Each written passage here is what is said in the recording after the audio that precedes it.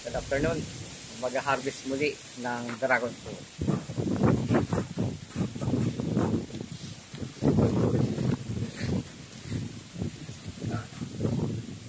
Delicious dragon fruit. Yan. I'm sure sobra na ito sa 7 Dragon Balls. Yan. 2.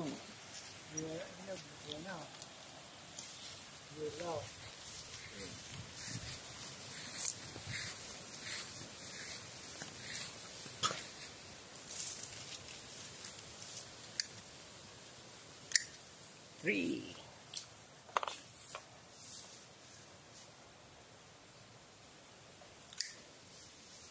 4. Ang lalaki guys ng bunga. Yan guys ang magkinaganda pag may itinanim ka, may aanihin ka. Yung pagod, hindi na alintana.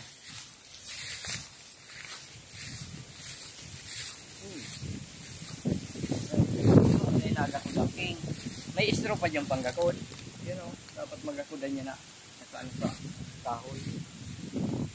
May may Okay lang yan, mantis. ilipat maigdi yan sa kahoy. Bye-bye. Favorite style. Amante.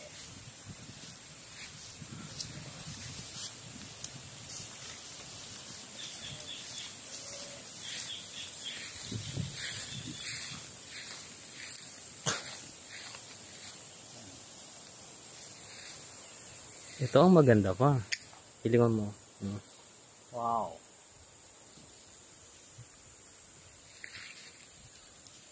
So, puno na ang aking lalagyan.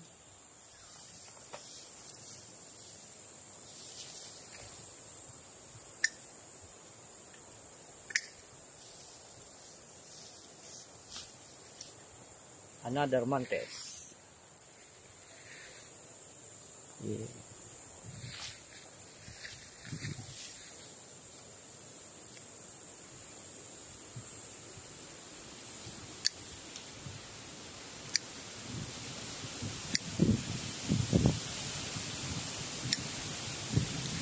Okay. Wow. Hindi pa naman yan. Inog na.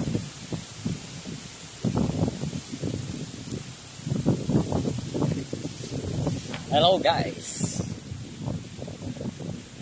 Yan. Sarap.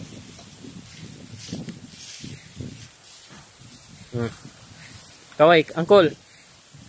Kaway.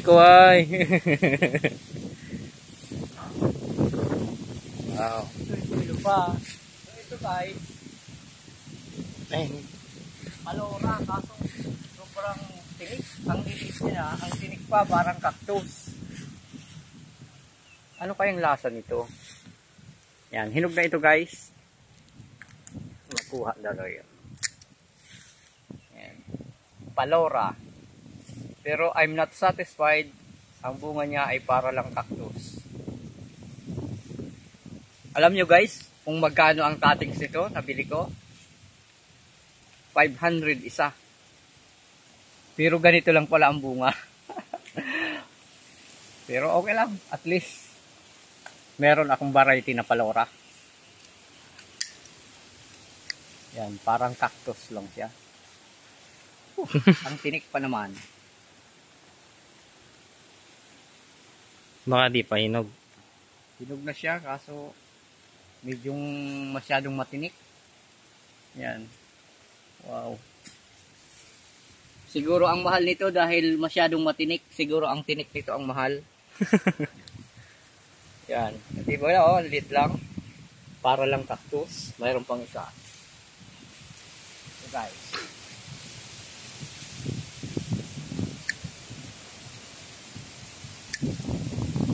Nakakatakot yung hawakan Sobrang tinik. Boop. Iiwan pati sa kamay ang tinik.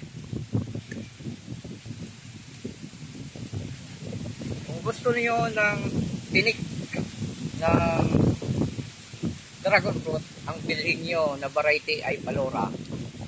Sinisigurado ko sa iyo, magsisisi po kayo. Kasi masyadong gaan dami niyang tinik. Yun o. Yun o, patalim. Dapat pala ito, pwede namang alisin na lang para Pero baka masarap yan. aywan ko. Titikman natin maya maya. Mainit pa eh.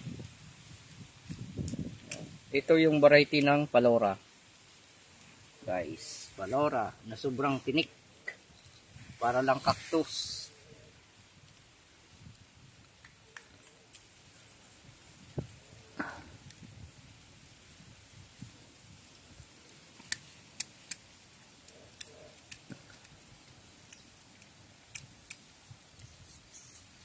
Sayang di naabutan nila Sir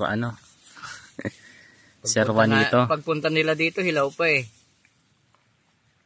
Yung pagbisita dito ni na Sir Junjun Rasul, wala pa tong hinog eh.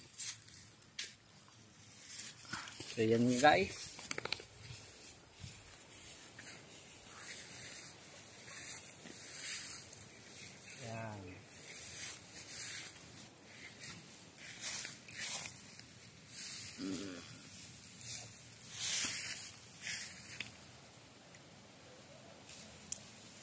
Yan. Okay na. Happy farming.